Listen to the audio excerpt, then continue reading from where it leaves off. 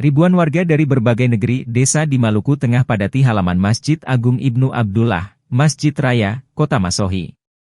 Pantauan tribunambon.com di lokasi, Sabtu, 1 Juni 2024, ribuan warga itu rela berdesak-desakan hanya untuk menyaksikan orang tua, kakak dan adik mereka yang mendapat kesempatan menunaikan ibadah haji di tahun 2024 ini.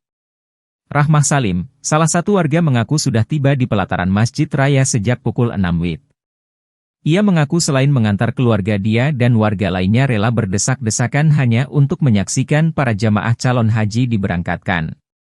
Diketahui bahwa JCH Maluku Tengah yang mendapat kesempatan menunaikan ibadah haji di tahun ini sebanyak 149 orang.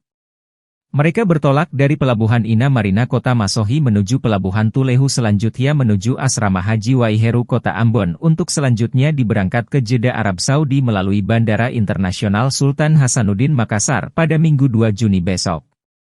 Adapun seremoni pelepasan jamaah haji tahun ini dilepaskan secara resmi oleh penjabat Bupati, Dr. Rakib Sahubawa.